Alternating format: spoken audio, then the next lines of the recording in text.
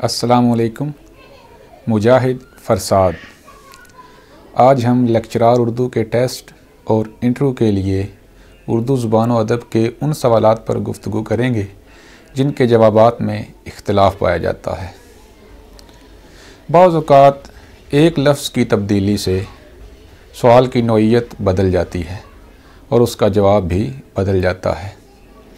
मसलन अगर ये सवाल हो कि उर्दू की पहली क़वाइद की किताब किसने लिखी थी, तो इसका जवाब मौलवी अब्दुल हक के मुताबिक जॉन जोशुआ कैटलर हैं। उन्होंने 1715 ईस्वी में पहली उर्दू की क़वाइद की किताब लिखी जो कि 1743 ईस्वी में शाये हुई।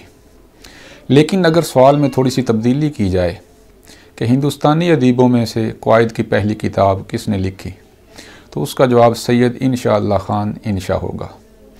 अगरचे दरियाए लताफ़त मिर्ज़ा हसन कतील और सैयद इंशा ने मिलकर लिखी, लेकिन क़वाइद वाला हिस्सा सैयद इंशा ने लिखा और इल्म उरूज़ वाला हिस्सा मिर्ज़ा हसन कतील ने लिखा। तो सवाल की नौइयत बदलने से जवाब बदल गया। एक इख्तिलाफ़ी सवाल ये किया जाता है कि जदीद नस्र का बानी गालिब है या सर सैयद। तो इसके लिए पहले हमें जदीद नस्र की तारीफ़ करना पड़ेगी। कदीम नस्र मुश्किल थी, पुरतकल्लुफ़ थी, इसलिए जदीद नस्र आसान नस्र को कहा गया।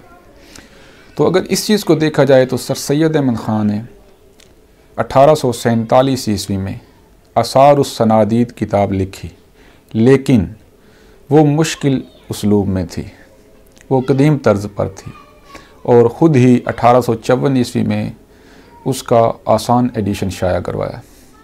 तो इस हवाले से अगर देखा जाए तो मिर्ज़ा गालिब ने 1850, बाज़ के मुताबिक 1849, 1848 में इन्होंने आसान नस्र शुरू कर ली थी। तो इस चीज़ को मद्देनज़र रखते हुए इस सवाल का जवाब मिर्ज़ा गालिब है। अगर ये देखा जाए कि पहली साहिब दीवान शायरा कौन है, तो उर्दू की पहली साहिब दीवान शायरा अगरचे लुत्फ़ुन्निसा इम्तियाज़ है, लेकिन अक्सर किताबों में ख़ास तौर पर बाज़ारी कुतुब जो मरूज़ी तरज़ हैं उनमें माहिलिका चंदाबाई का नाम आता है। तो इसकी वजह क्या है? वजह यह है कि लुत्फ़ुन्निसा इम्तियाज़ का तख़ल्लुस इम्तियाज़ था जो कि मर्दाना है, इसलिए एक अरसे तक औरत को मर्द समझा जाता रहा। तो 1212 हिजरी में लुत्फ़ुन्निसा इम्तियाज़ ने अपना दीवान मुरतब किया था, जबकि उसके एक साल बाद 1213 हिजरी में माहिलिका चंदाबाई का दीवान मुरतब हुआ। तो इसका जवाब यानी पहली साहिब दीवान शायरा कौन है, इसका जवाब लुत्फ़ुन्निसा इम्तियाज़ है। एक इख्तिलाफ़ी सवाल ये भी है कि सैयदुल अहरार कौन है, तो इसके लिए हसरत मुहानी का नाम भी आता है और मौलाना मोहम्मद अली जौहर का भी। तो सैयदुल अहरार का दुरुस्त जवाब हसरत मुहानी है, क्योंकि वो तारीख़ आज़ादी के अलंबरदार भी थे और ज़ात के लिहाज से सैयद भी थे, इसलिए उनको सैयदुल अहरार कहा जाता है। मौलाना मोहम्मद अली जौहर, उनके लिए भी इसी तरह का एक लक़ब है रईसुल अहरार। तो अब इन दोनों को याद रखना पड़ेगा कि सैयदुल अहरार हसरत मुहानी हैं और रईसुल अहरार मौलाना मोहम्मद अली जौहर हैं। इसी तरह एक मुफ़क्किरुल अहरार भी हैं, वो चौधरी अफजल हक हैं जिन्होंने ज़िंदगी नामी किताब लिखी है।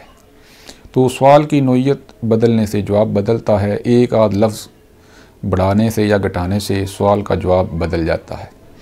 इसी तरह अगर हम देखें तो शायर ख़मरियात कौन है, तो इसके जवाब में अब्दुल हमीद अदम और रियाज़ खैराबादी ये दो नाम आते हैं। तो इसका दुरुस्त जवाब रियाज़ खैराबादी है, यानी शायर ख़मरियात रियाज़ खैराबादी हैं।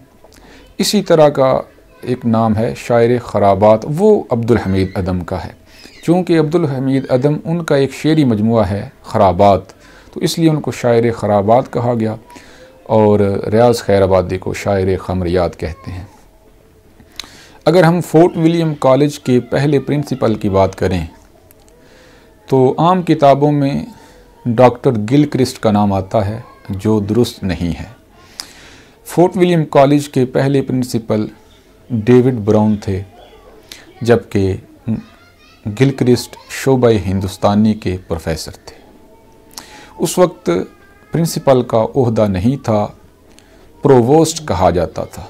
तो अब प्रोवोस्ट की जगह प्रिंसिपल का लफ्ज़ इस्तेमाल होता है। एक सवाल ये भी है कि कौन शायर अपने नाम के साथ मरहूम लिखा करते थे।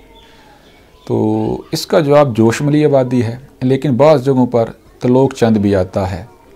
तो तलोक चंद महरूम थे, उनका तखल्लुस महरूम था, लेकिन जोशमली आबादी अपनी ज़िंदगी ही में अपने नाम के साथ मरहूम लिखते थे। तो मरहूम और महरूम चूँकि मिलते जुलते अल्फाज हैं, इसलिए यहाँ से धोखा होता है और गड़बड़ हो जाती है। लिहाजा जोशमली आबादी मरहूम, जबकि तलोक चंद महरूम। अगर हम ये देखें कि कौमी शायरी का बानी कौन है, तो इसका जवाब अल्ताफ़ हुसैन हाली है, अल्लामा इकबाल नहीं है। लेकिन अगर सवाल यूँ हो कि पाकिस्तान का कौमी शायर कौन है, तो इसका जवाब अल्लामा इकबाल है, अल्ताफ़ हुसैन हाली नहीं है। तो इस तरह सवालात पर सही गौर करना चाहिए, फिर उनका जवाब याद करना चाहिए, और टेस्ट देते हुए भी बहुत जल्दी नहीं करनी चाहिए, सवाल को गौर से पढ़ना चाहिए। अगर हम ये देखें कि शायर इस्लाम कौन है, तो वो हफीज़ जलंधरी हैं, लेकिन शायर कुरान वो अल्लामा इकबाल हैं। तो शायर इस्लाम, शायर कुरान चूँकि मिलते अल्फाज हैं, इनका मानी एक जैसा बनता है। तो अगर हम ये देखें कि सवाल यूँ हो कि किस अफसाना निगार ने देहाती ज़िंदगी पर ज़्यादा लिखा, तो अब चूँकि इसमें कोई चीज़ मेंशन नहीं की गई, एक बस सवाल कर दिया गया, तो इसका जवाब प्रेमचंद भी ज़हन में आता है और अहमद नदीम कासमी भी आता है, क्योंकि दोनों ने देहाती ज़िंदगी के बारे में बहुत लिखा। चूँकि अवलियत प्रेमचंद को हासिल है, तो इसलिए अगर कोई शर्त ना हो तो इसका जवाब प्रेमचंद होगा। लेकिन अगर ये हो कि हिंदुस्तानी अफसाना निगारों में से देहाती ज़िंदगी पर ज़्यादा किसने लिखा, तो फिर जवाब वाज़े होगा कि प्रेमचंद। लेकिन अगर ये हो कि पाकिस्तानी अदीबों में से देहाती ज़िंदगी पर ज़्यादा किसने लिखा, तो इसका जवाब अहमद नदीम कासमी होगा। यही वजह है कि अहमद नदीम कासमी को दूसरा प्रेमचंद भी कहते हैं। आज मेरे ज़हन में इतने ही सवालात थे जो इख्तलाफी हैं। अगर जो वीडियो देख रहे हैं उनके ज़हन में कुछ इख्तलाफी सवालात हों, तो वो इस वीडियो के कमेंट्स में वो कर सकते हैं। मैं इंशाल्लाह उनको जमा करके उन पर भी गुफ्तगू करूँगा। बहुत शुक्रिया।